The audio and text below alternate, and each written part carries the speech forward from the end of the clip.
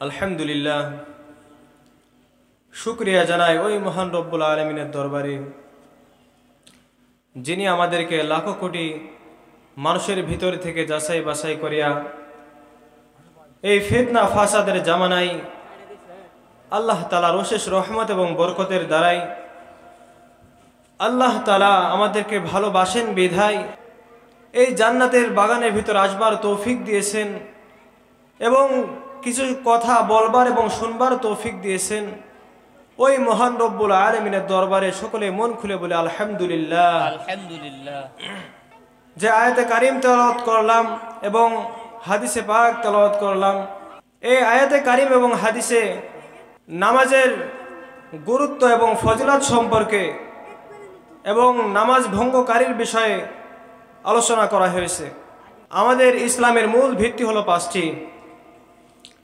সর্বপ্রথম যেটি, এটা হলো কালিমা লা ইলাহা ইল্লাল্লাহু মুহাম্মাদুর রাসূলুল্লাহ।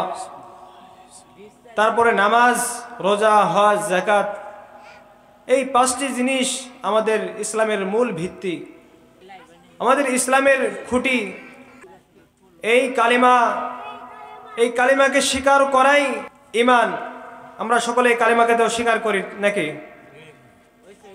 যদি কোনো মুসলিম, কোনো আল্লাহর বান্দা যদি কালিমাকে স্বীকার না করে, সে মুসলমানই না, তার ভিতর ঈমান নাই।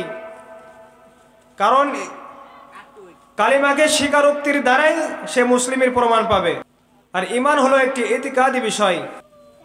এই ইতিকাদি বিষয়, এই ঈমান, এটি হলো নির্ভর করে বিশ্বাসের উপর। এবং যে বাকি চারটি বিষয় রয়েছে, এই বিষয়টি হলো আমলি। কালিমাটি, প্রথম কালিমাটি হলো বিশ্বাসী বিষয়, আমাদেরকে বিশ্বাস করতে হবে। এবং পরের যে চারটি বিষয়, এই চারটি বিষয় হলো আমলি বিষয়, আমল করতে হবে। এই যে যাকাত, এই যাকাত হলো আমাদের সমাজের মধ্যে আমাদেরকে আল্লাহ তাআলা ধন সম্পদ দিয়েছেন, ধনী বানিয়েছেন, অনেক টাকা পয়সার মালিক বানিয়েছেন, যাকাত দেওয়ার সামর্থ্য দিয়েছেন। তাদেরকেই একটি বছর পর পর আল্লাহ তাআলা যাকাত দেওয়ার বিধান দিয়েছেন। নিসাব অনুযায়ী মালিক হলে তারা ওই মালের যাকাত দিবে। এবং আল্লাহ তাআলা ওই মহান রব্বুল আলামিন যাদেরকে অর্থ সম্পদ দিয়েছেন, আল্লাহ তাআলা বায়তুল্লাহ পর্যন্ত যাবার যাদের তৌফিক দিয়েছেন, হজ করবার তৌফিক দিয়েছেন, তাদের জীবনে একবার হজ ফরজ করেছেন। জীবনে একবার হইলেও এই টাকা পয়সা খরচ করে আল্লাহ তাআলার জন্য, আল্লাহ তাআলার খুশি করবার জন্য হজ করা ফরজে আইন। এবং প্রত্যেক বছরে একটি মাস আছে, যেই মাসটি হলো 11টি মাস থেকে উত্তম বানিয়েছেন আল্লাহ তাআলা। যে মাস আমাদের খুবই কাছে অগ্রসর হয়ে গিয়েছে। আর কিছুদিন পর রমজানুল মুবারক। এই রমজানুল মুবারক আল্লাহ তাআলা বছরে একটি মাস দিয়েছেন। এই একটি মাস আল্লাহ তাআলা আমাদেরকে রোজা রাখার বিধান দিয়েছেন। এই যে তিনটি বিষয়, প্রথমটি বললাম যেটা হলো বিশ্বাসী, এবং এই তিনটি বিষয়ে আমলি।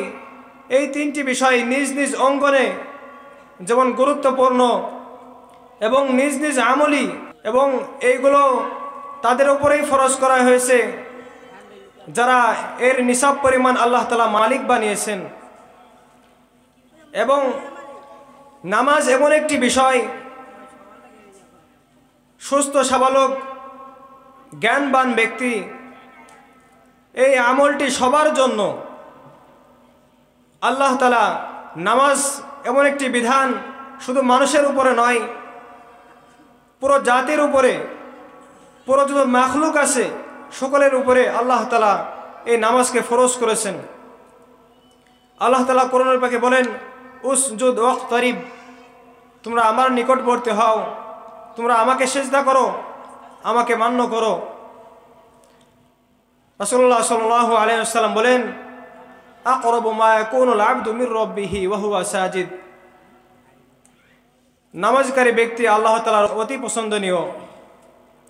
যারা আল্লাহ তাআলার নিকট নামাজ আদায় করে আল্লাহ তাআলার খুশি করবার জন্য, আল্লাহ তাআলা শুধুমাত্র আল্লাহ তাআলাকে দেখানোর জন্য, আল্লাহ তাআলাকে ভালোবাসেন বিধায় আল্লাহ তাআলার ইবাদত বন্দেগী করেন, তাদেরকে আল্লাহ তাআলা বিনা হিসাবে জান্নাতে প্রবেশ করবেন। সকলে বলে সুবহানাল্লাহ। এই নামাজ শুধু আমাদের উপরে ফরজ করা হয় নাই, পুরো জাতির উপরে ফরজ করা হয়েছে এবং মাখলুকদের উপরেও ফরজ করা হয়েছে।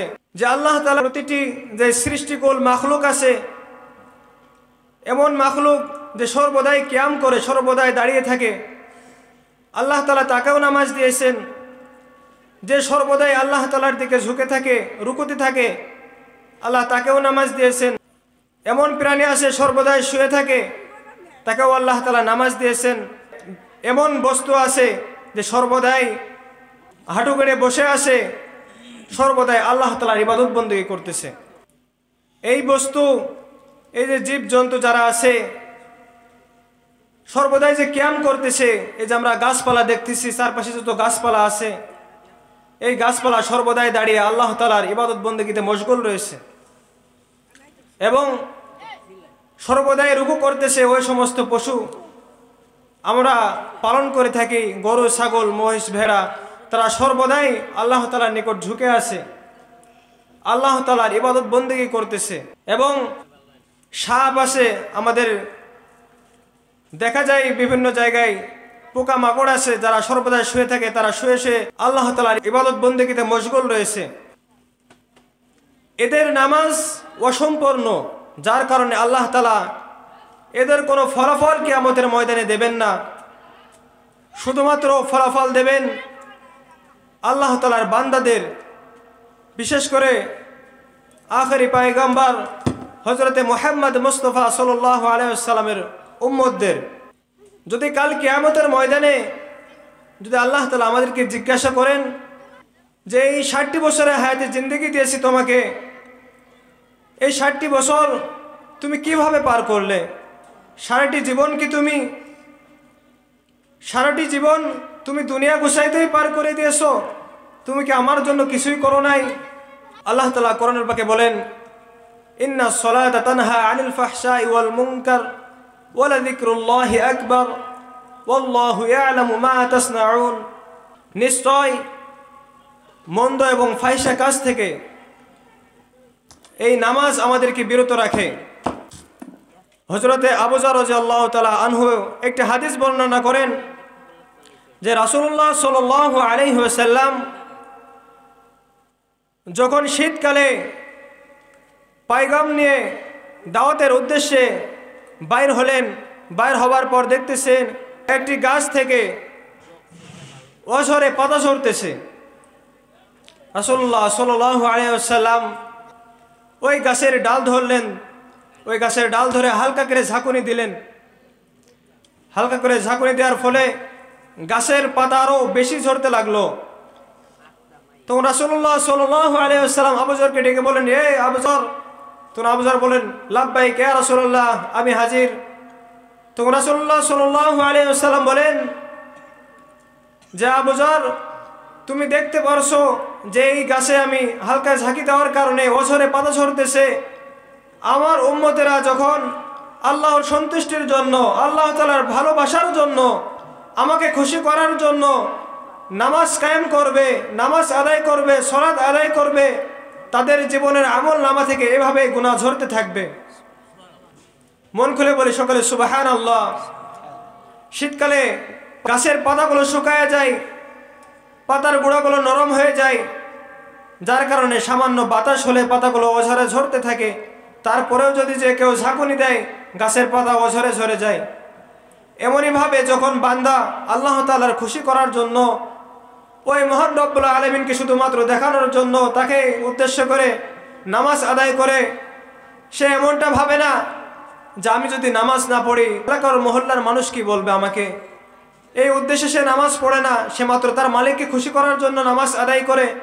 ওই মহান রব্বুল আলামিন তার আমল নামা থেকে এই গাছের পাতা ঝরার মতন অঝরে গুনাহ ঝরিয়ে দেবে, তার আমল নামার সমস্ত গুনাহকে সাফ করে দেবেন। আল্লাহ তাআলা বলেন যে যারা 5 ওয়াক্ত নামাজ আমাকে খুশি করার জন্য, শুধুমাত্র আমাকে দেখানোর জন্য আদায় করবে, আমি আল্লাহ তাআলা কিয়ামতের ময়দানে এবং দুনিয়া এবং আখিরাত মিলিয়ে তাদের 5টি পুরস্কার প্রদান করব। 1 নম্বরে বলা হয়েছে তাদের কোনোদিন রিজিকের অভাব হবে না এবং তাদের দুর্ভিক্ষ কেটে যাবে, তাদের কোনো সময় সংকীর্ণ দেখা দেবে না। 2 নম্বরে কবরে আযাব তাদের উপর থেকে তুলে নেওয়া হবে। 3 নম্বরে তাদের আমল নামা ডান হাতে দেওয়া হবে এবং 4 নম্বরে তাদের ফুল সিরাত বিজলির গতিতে চোখের পলকে পার করে দিবেন। 5 নম্বরে আল্লাহ তাআলা বলেন তাদেরকে আমি বিনা হিসাবে জান্নাতে প্রবেশ করাবো। সুবহানাল্লাহ। এই 5টি জিনিস যদি কারো দুনিয়ার ভিতরে হাসিল হয়ে যায়, তাদের আলামে দুনিয়া, আলামে বারখাস, আলামে আখিরাত, অর্থাৎ এই দুনিয়ার জগৎ, এই কবরের জগৎ, এই আখিরাতের জগৎ, তাদের জন্য সকল রাস্তা আল্লাহ তাআলা ক্লিয়ার করে দিবেন। লা খাউফুন আলাইহিম ওয়ালা হুম ইয়াহজানুন। আল্লাহ তাআলা বলেন তাদের কোনো দুশ্চিন্তা নাই, তাদেরকে ক্ষতি করার জন্য এমন কেউ নাই যে তাদেরকে স্পর্শ করতে পারবে। প্রথমে যে আলোচনা করলাম 1 নম্বরে যে রুজি রুটির অভাব হবে না, আমরা তো হতভাগা। আল্লাহ তাআলা আমাদেরকে রুজি দেওয়ার জন্য বসে আছেন। জন্মগ্রহণ করার 50,000 বছর আল্লাহ তাআলা এই তকদিরে আমাদেরকে রুটি রুজি লিখে রেখেছেন। সেই রুটি রুজি আমরা অতিরিক্ত হাসিল করার জন্য দুনিয়ার মোহে পড়ে পাগল হয়ে গিয়েছি। সকাল থেকে সন্ধ্যা পর্যন্ত দৌড়াইতেছি, মুয়াজ্জিনের আজান আমাদের কান পর্যন্ত পৌঁছাইতেছে না। আমরা মসজিদে যে কিছু সময় আল্লাহ তাআলার ইবাদত বন্দেগী করতে হবে, এটাই আমরা ভুলে গিয়েছি।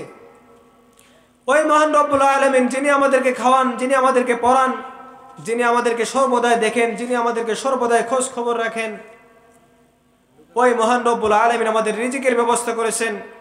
সামান্য 5 ওয়াক্ত নামাজ আল্লাহ তাআলা ফরজ করেছেন। এই আমলটা আমরা করতে পারতেছি না। দুনিয়ার মোহে পড়ে টাকা পয়সা উপার্জন করার জন্য আমরা দুনিয়ার পিছনে এমনভাবে ছুটতেছি, মনে হয় আমাদের পিছনে কেউ তরবারি নিয়ে ছুটতেছে। আল্লাহ তাআলা বলেন যেই বান্দা আমাকে খুশি করার জন্য ইবাদত বন্দেগী করবে, তার মুক্তির পথ আমি বের করে দেব এবং তার রিজিক আমি এমনভাবে ব্যবস্থা করে দেব যা সে কল্পনা করতেও পারবে না। যে হযরতে মূসা আলাইহিস সালাম একদিন মাদিয়ান থেকে মিশরের উদ্দেশ্যে রওনা দিয়েছেন। আপনারা সকলে জানেন যে আরব কান্ট্রিতে পাহাড়ি অঞ্চল, মরুভূমি অঞ্চল। যখন মূসা আলাইহিস সালাম তার বিবিকে নিয়ে মিশরের উদ্দেশ্যে রওনা দিয়েছেন, তার বিবি ছিল পোয়াতি, প্রেগনেন্ট ছিল। রাস্তায় যাইতে যাইতে এমন তো অবস্থায় প্রসব বেদনা শুরু হলো। মূসা আলাইহিস সালাম চিন্তিত হয়ে গেলেন, পেরেশানিতে পড়ে গেলেন যে কি করব এখন। মূসা আলাইহিস সালাম আগুনের জন্য রওনা দিলেন যে কোথায় দেখে আগুন পাওয়া যায় কিনা। এমতো অবস্থায় আল্লাহ তাআলা তাকে নবুয়ত দান করলেন। মূসা আলাইহিস সালাম নবুয়ত পাওয়ার পরও তার পেরেশানি কাটে না। তার মনের ভিতরে যে অঞ্জালা, এই চিন্তা চেতনা, এটা কোনোভাবেই কাটতেছে না। এই মরুভূমির ভিতরে পাহাড় অঞ্চল, কোথায় আগুন, কোথায় পানি, কোথায় আসবাবপত্র, কিভাবে আমি কি করব, বড় চিন্তিত হয়ে পড়লেন। তখন আল্লাহ তাআলা বলেন, হে মূসা, তোমার হাতে যে লাঠিটি আছে, এই লাঠি দ্বারা একটি পাথর দেখা যায়, বড় একটি পাথর, এই পাথরটিকে তুমি আঘাত করো। হযরতে মূসা আলাইহিস সালাম আল্লাহ তাআলার হুকুমে পাথরটিকে আঘাত করলেন। পাথরটিকে আঘাত করার পর পাথরটি ফেটে গেল। ফেটে যাওয়ার পর ওর মধ্যবর্তী আরেকটি পাথর দেখা যায়। আল্লাহ তাআলা বলেন, হে মূসা, তুমি আবার এই পাথরটিকে আঘাত করো। দ্বিতীয় পাথরটি ফেটে যায়, ভিতরে আরেকটি পাথর দেখা যায়। তৃতীয়বার আল্লাহ তাআলার হুকুমে তৃতীয়বার লাঠি দ্বারা এই পাথরে আঘাত করেন। আঘাত করবার পর এই পাথর চূর্ণ বিচূর্ণ হয়ে যায় এবং এই পাথরের ভিতরে চূর্ণ বিচূর্ণ হবার পর দেখে একটি কীট, যেটা বলা হয় একটি পোকা। চিন্তার একটি কারণ আছে একটি পাথরের ভিতরে 3 খণ্ড পাথর হবার পর ওর ভিতরে সামান্য একটি পোকা, তার মুখের কোলে বালু কোনার নয়, ছোট্ট একটি খাবার রয়েছে। ওই পোকায় খাদ্য আহরণ করতেছে, খাবার খাইতেছে, এবং আল্লাহ তাআলা ওই মুহূর্তে হযরত মূসা আলাইহিস সালামকে ওই পোকার ভাষা শুনবার এবং বুঝবার তৌফিক দিয়েছেন। ওই পোকা তখন বলেন, ওই মহান রব্বুল আলামিন, যিনি দয়ার সাগর, যিনি আমাকে সর্বদাই খোঁজ খবর রাখেন, সর্বদাই আমাকে খাওয়ান, সর্বদাই আমার খেয়াল রাখেন, ওই মহান রব্বুল আলামিন আমাদেরকে কখনো ভুলেন না। তাহলে চিন্তা করে দেখেন, আমরা আশরাফুল মাখলুকাত, আমাদেরকে বলা হয়েছে সৃষ্টির সেরা জীব ওই মহান রব্বুল আলামিন, যিনি আমাদের সমস্ত জাতির ভিতরে, সমস্ত মাখলুকের ভিতরে, সমস্ত আসবাবপত্রের ভিতরে আল্লাহ তাআলা আমাদেরকে শ্রেষ্ঠ বলে ঘোষণা করেছেন। সেই বান্দা আমরা আল্লাহ তাআলার ইবাদত বন্দেগী করতে ভুলে গিয়েছি। আমরা এখন মনে করি সামান্য একটু ঠান্ডা লাগলে, জ্বর আসলে আমরা ভাবি ডাক্তারের কাছে গেলে একটি নাপা খাইলে আমাদের জ্বর ঠান্ডা ভালো হয়ে যাবে। আমাদের মাথার ভিতরে এইটুকু ধারণা কখনো আসে না যে মহান রব্বুল আলামিন আমাদেরকে এই ঠান্ডা জ্বর দিলেন, ওই মহান রব্বুল আলামিন যে ক্ষমা করতে পারবেন, এই বিশ্বাসটা আমাদের মধ্যে নাই। আমরা কখনো 2 হাত তুলে আল্লাহ তাআলার কাছে বলি না যে মহান রব্বুল আলামিন, তুমি আমাকে এই বালাই দিয়েছো, তুমি আমাকে এই বালাই থেকে মুক্তি দান করো। আমরা আল্লাহর থেকে ডাক্তারকে বেশি শ্রদ্ধা করা শুরু করে দিয়েছি, আল্লাহর থেকে ডাক্তারকে বেশি প্রাধান্য দিতেছি। ইমানের হালত কি দেখেন আমাদেরকে, আমাদের ইমানের হালত কোথায় চলে গিয়েছে। রিজিক এমন একটি জিনিস, আল্লাহ তাআলা কোরআনুল পাকে বলেন যে মৃত্যু যেমন মানুষকে তাড়া করতে থাকে সর্বদাই, এই রিজিক সর্বদাই মানুষকে এমনই অবস্থায়, এমনইভাবে এই বান্দার সর্বদাই পায়তারা করতে থাকে। মৃত্যুর হাত থেকে যেমন আমাদের বাঁচাও অসম্ভব, তেমনইভাবে আল্লাহ তাআলা যদি আমাদেরকে রিজিক দিয়ে থাকেন, ওই মহান রব্বুল আলামিন, যিনি আমাদেরকে খাওয়ান পরান, যিনি আমাদের সর্বদাই খোঁজ খবর রাখেন, ওই মহান রব্বুল আলামিন আমাদেরকে রিজিক দিতে পারেন না বলেন? যে মহান রব্বুল আলামিন বিনা হিসাবে জান্নাতে দেওয়ার ওয়াদা করেছেন, বিনা দরখাস্তে ওই মহান রব্বুল আলামিন আমাদেরকে ইসলাম ধর্মে জন্মগ্রহণ করিয়েছেন। একটিবার চিন্তা করেন যে যখন আমরা মায়ের গর্ভে ছিলাম, বলেন যে আমরা কে একজনও দরখাস্ত দিয়েছিলাম, হে মহান রব্বুল আলামিন, তুমি তো পালন কর্তা, তুমি তো চাইলেও আমাদেরকে অন্য ধর্ম জন্মগ্রহণ করাইতে পারতে, তুমি আমাদেরকে ইসলাম ধর্মে গ্রহণ করিয়েছো, তাও বিনা দরখাস্ত ছাড়া। কতটা মহান ওই মালিক, কতটা দয়াবান এই আমাদের উপরে, আর আমরা শেষ নবীর উম্মত হিসাবে এতটুকু শুকরিয়া আমরা আদায় করতে পারি না। ওই মহান রব্বুল আলামিন আমাদেরকে ইসলাম ধর্মে গ্রহণ করাইলেন, আমাদেরকে ইসলামে জীবন যাপন করার তৌফিক দিলেন। ওই মহান রব্বুল আলামিনকে আমরা ভুলে গিয়েছি। যে 1 নম্বরে যেটা বলছিলাম, যারা 5 ওয়াক্ত নামাজ আল্লাহ তাআলার খুশির জন্য, আল্লাহ তাআলাকে দেখানোর জন্য, আল্লাহ তাআলাকে ভালোবাসেন বিধায় তাদেরকে আল্লাহ তাআলা রুটি রুজির অভাব কোনোদিন দিবেন না, তাদের আয় রোজগারের ভিতরে বরকত দিবেন। এবং 2 নম্বরে তাদের উপর থেকে কবরে আযাবকে উঠিয়ে নেওয়া হবে। আপনি একবার চিন্তা করেন যে আমরা জান্নাতে যাবার আগ পর্যন্ত কয়েকটি স্তর রয়েছে, কয়েকটি ঘাঁটি রয়েছে। আল্লাহ রাব্বুল আলামিন বলেন যে এই কবরের ঘাঁটিতে ধরা খেয়ে যাবে, তার সামনে অগ্রসর হওয়া বড়ই কঠিন হয়ে দাঁড়াবে। যে বান্দা আল্লাহ তাআলার খুশির জন্য নামাজ আদায় করবে, ওই বান্দাকে আল্লাহ তাআলা এই কবরে আযাব থেকে মাফ করে দিবেন। এবং 3 নম্বরে ডান হাতে আমল নামা দিবেন। যাদের ডান হাতে আমল নামা দিবেন আল্লাহ তাআলা, তাদের পেরেশানির আর কোনো কারণ থাকবে না, তাদের আর কোনো চিন্তা থাকবে না। এবং যাদেরকে বাম হাতে আমল নামা দেওয়া হবে, তাদের পেরেশানির অভাব পড়বে না। তাদের চিন্তা চেতনার অভাব থাকবে না, তাদের জাহান্নাম থেকে বাঁচানোর কোনো আর পথ থাকবে না। চতুর্থ নম্বরে যে ফুলসিরাত আল্লাহ তাআলা চোখের পলকে আমাদেরকে পার করিয়ে দিবেন, বিজলির নয়, আমাদেরকে ফুলসিরাত পার করিয়ে দিবেন। ফুলসিরাত জানেন কেমন? হাদিসের বর্ণনায় আসছে যে ফুলসিরাত, এই যে চুল আছে আমাদের মাথার যে চুল, এই চুলের থেকেও চিকন। ভাবেন একবার, যে চুলের থেকেও চিকন যে রাস্তা, 50,000 বছর রাস্তা, এই রাস্তাকে আপনি কিভাবে পার হবেন? ওই মহান রব্বুল আলামিনকে ভুলে গিয়েছেন, যিনি আপনাদেরকে বিনা দরখাস্তে ইসলাম ধর্মে গ্রহণ করালেন। ওই মহান রব্বুল আলামিন শেষ নবীর উম্মত হিসেবে পাঠালেন আমাদেরকে। ওই মহান রব্বুল আলামিন যিনি সর্বদাই আমাদেরকে দেখেন, সর্বদাই আমাদের খোঁজ খবর রাখেন, আমাদের রিজিক দেন, আমাদেরকে খাওয়ান পরান, ওই মহান রব্বুল আলামিনের কথা ভুলে গেলেন। শুধু 50,000 বছরের এই চিকন রাস্তায় নয়, এর তলে রয়েছে কঠিন জাহান্নাম।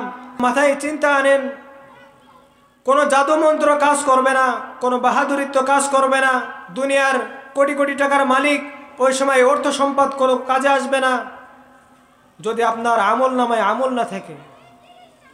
আল্লাহ তাআলা ওই সমস্ত বান্দাদেরকেই এই ফুলসিরাত বিজলির নয়, চোখের পলকে পার করে দিবেন। যেই ফুলসিরাত 50,000 বছরের রাস্তা, যেই ফুলসিরাত মাথার চুলের থেকেও চিকন, যেই ফুলসিরাত বর্তমান জামানার ডায়মন্ডের থেকে ধারালো আর কোনো জিনিস নাই, ডায়মন্ডের থেকেও ধারালো। আপনি কোন বাহাদুরি এই ফুলসিরাত পার হবেন? আল্লাহ রব্বুল আলামিন ওই দিনকে এই নামাজের বদলতে আল্লাহ তাআলাকে দেখানোর জন্য, আল্লাহ তাআলাকে খুশি করার জন্য আপনি যে 5 ওয়াক্ত নামাজ মসজিদে যে ইমামের পিছনে সময় মতন আদায় করেছেন, আল্লাহ রব্বুল আলামিন এই নামাজের ওসিলা করে আপনাকে চোখের পলকে এই ফুলসিরাতকে পার করিয়ে দিবেন। এবং 5ম নম্বরে আল্লাহ তাআলা আমাদেরকে জান্নাতে প্রবেশ করাবেন। যেই মহান রব্বুল আলামিন আমাদেরকে ওয়াদা করলেন যে আমি বিনা হিসাবে জান্নাত দিব। রাসূলুল্লাহ সাল্লাল্লাহু আলাইহি ওয়াসাল্লাম বলছেন যে এই মুসলিম বান্দা যারা জান্নাতে যাবে তাদেরকে হিসাব নেওয়া হবে না, তাদেরকে বিনা হিসাবে জান্নাত নেওয়া হবে। মান হুসিবা উকিবা, আল্লাহ রাসূল বলছেন মান হুসিবা উকিবা, যাদের হিসাব নেওয়া হবে তাদেরকে আযাব দেওয়া হবে। মাথায় একটু ভালো করে মুখস্থ করে রাখেন, যাদেরকে হিসাব নেওয়া হবে তাদেরকে আযাব দেওয়া হবে। রাসূল সাল্লাল্লাহু আলাইহি ওয়াসাল্লাম বলতেছেন শুধুমাত্র আল্লাহ তাআলার দয়ায়, আল্লাহ তাআলার রহমতে আপনি জান্নাতে যাইতে পারবেন। এবং আল্লাহ তাআলার দয়া এবং রহমত পাওয়ার জন্য আল্লাহ তাআলার ইবাদত বন্দেগী করতে হবে। বনী ইসরাইলের জামানায় একজন ব্যক্তি যে নির্ভেজাল আমল করেছিল 500 বছর, আগের জামানার মানুষ অনেক বছর বাঁচত, তারা আল্লাহ তাআলা তাদেরকে অনেক হায়াত দিতেন, আমাদের মতন সমাজে বসবাস করতেন। কিন্তু আমাদের মতন সমাজে বসবাস যখন করি, ওই সময় দেখা যেত যে মানুষের কারণে তার আমলে বিঘ্ন ঘটত, নির্ভেজাল আমল তিনি করতে পারতেন না। আমাদের সমাজে মসজিদে যদি যাই, নির্ভেজাল আমল করতে চাই, দেখা যায় কারোর ফোন বেজে ওঠে, কেউ একজন আরেকজনের সাথে দুনিয়াবি কথা বলতেছে, চিন্তা অন্যদিকে চলে যায়, নির্ভেজাল আমল আমরা করতে পারি না। ওই আল্লাহর বান্দা যে 500 বছর ইবাদত বন্দেগী করেছে, নির্ভেজাল আমলের ভিতরে কিঞ্চিত পরিমাণ কোনো ভেজাল নাই, ওই বান্দা নির্ভেজাল আমল করার জন্য নিজের মাতৃভূমি, নিজে যে জায়গা বসবাস করত, এই জায়গাটাকে ত্যাগ করলেন। একটি সাগরের মধ্যখানে একটি দ্বীপের মাঝখানে ছোট্ট একটি পাহাড়, ওই জায়গায় যে তিনি আশ্রয় নিলেন মহান রব্বুল আলামিনকে খুশি করার জন্য, নির্ভেজাল আমল করার জন্য, একজন বুজুর্গ হওয়ার জন্য, আল্লাহ তাআলার ওলি হওয়ার জন্য। নির্ভেজাল আমল করার জন্য, যে জামানায় নির্ভেজাল আমল করা বড়ই দুষ্কর, এজন্য নির্ভেজাল আমল করার জন্য তিনি একটি সাগরের মধ্যখানে আমলি বন্দিগি জিন্দিগি কাটানোর জন্য চলে গেলেন এবং ওই জায়গায় যে আল্লাহ তাআলার ইবাদত বন্দেগী শুরু করলেন। যখন ইবাদত বন্দেগী শুরু করলেন, খাবারের তো একটা ব্যবস্থা দরকার। এক জায়গায় থাকতে হলে খাবারের কিছু ব্যবস্থা থাকার দরকার আছে। যেহেতু তিনি নির্ভেজাল আমল করতেন, আল্লাহ তাআলার পছন্দেরও মানুষ ছিলেন, আল্লাহ তাআলার নিকট দোয়া করলেন, হে মহান রব্বুল আলামিন, তোমার ইবাদত বন্দেগী তো আমি করতেছি, কিন্তু আমাকে তো আহার করার দরকার। আল্লাহ তাআলা তখন বলেন, হে বান্দা, হে আমার প্রিয় বান্দা, দুশ্চিন্তা করার তোমার কোনো কারণ নাই। আল্লাহ রব্বুল আলামিন ওই পাহাড়ের ভিতরে, ওই দ্বীপের মাঝখানে একটি ডালিম গাছ তৈরি করে দিলেন। যখনই ওই বান্দা আমল করতে করতে যখনই একটু ক্ষুধার্ত হয়, একটি ডালিম ছিঁড়ে আহার করে নেয়, তার ক্ষুধার নিবারণ মিটে যায়। এভাবে কিছুদিন কাটতে থাকলো। চারিকোলেতে সাগর, নোনতা পানি। এই নোনতা পানি খাবার উপযোগ্য নয়, যার কারণে ওই আল্লাহ তাআলার বান্দা আল্লাহ তাআলার নিকটে দোয়া করলেন, হে আল্লাহ, এই পানি খাইতে আমার কষ্ট হয়ে যায়, তুমি আমাকে মিঠা পানির ব্যবস্থা করে দাও, সুন্দর পানির ব্যবস্থা করে দাও। আল্লাহ তাআলা একটি ঝর্ণা তৈরি করে দিলেন ওই বান্দার জন্য। সুবহানাল্লাহ। ওই ঝর্ণা থেকে যখনই পানির পিপাসা লাগে, এক গ্লাস করে পানি খায় এবং ইবাদত বন্দেগী করে এবং আল্লাহ তাআলার নিকটে, ওই আল্লাহর ওলি আল্লাহ তাআলার নিকটে দোয়া করলেন, যখন আমি এই দুনিয়া থেকে আমাকে নিয়ে যাবে, আমার মৃত্যু যেন সিজদারত অবস্থায় হয়। আল্লাহ তাআলা ওই বান্দার দোয়াকে কবুল করলেন। ওই বান্দার দোয়া কবুল করার পর ওই বান্দা মৃত্যুবরণ করলেন সিজদারত অবস্থায়। আল্লাহ তাআলা ওই লাশকে এখনো কিয়ামত পর্যন্ত সিজদারত অবস্থায় রাখবেন। রাসূলুল্লাহ সাল্লাল্লাহু আলাইহি ওয়াসাল্লাম বলছেন, কাল কিয়ামতের ময়দানে ওই বান্দাকে আবার জিন্দা করা হবে। কাল কিয়ামতের ময়দানে তাকে উঠানো হবে এবং একজন ফেরেশতাকে আল্লাহ তাআলা হুকুম করবেন, যেই বান্দা দুনিয়াতে আমার আমল করেছে, ইবাদত বন্দেগী করেছে, যাও এই বান্দাকে আমার দয়ায়, আমার রহমতে এই বান্দাকে জান্নাতে প্রবেশ করাও। তখন ওই বান্দা বলে উঠবে, হে আল্লাহ রব্বুল আলামিন, আমি তো দুনিয়াতে থাকা অবস্থায় 500 বছর নির্ভেজাল আমল করেছি, নির্ভেজাল ইবাদত বন্দেগী করেছি, তাহলে এগুলোর ফল কোথায় গেল? সকাল থেকে সন্ধ্যা পর্যন্ত মাঠে কাজ করলাম, আপনি আমাকে ওইটার বিনিময় না দিয়ে আপনি আমাকে খুশি হয়ে কিছু টাকা দিতেছেন, আমি কি এটাকে মেনে নেব?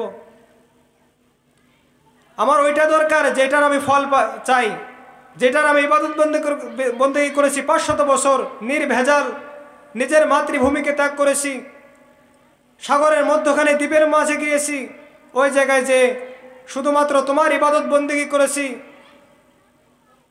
তখন আল্লাহ তাআলা বলেন যে তুমি যখন মায়ের গর্ভে ছিলে, তোমার ভেতরে যে দুটো চক্ষু দান করেছি, এই চক্ষু যে তোমাকে দান করলাম, এর বিনিময়কে আমি কিছু নিয়েছি? তখন বলবে না।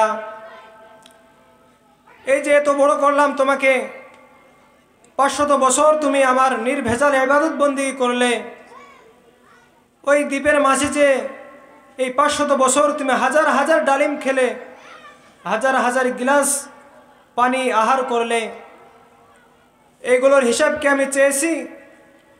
বলে আল্লাহ তাআলা না। বলে ঠিক আছে, সমস্ত কিছুই বাদ দিলাম। দুনিয়ার এমন কোন বাজার আছে, এমন কোন শপিং মল আছে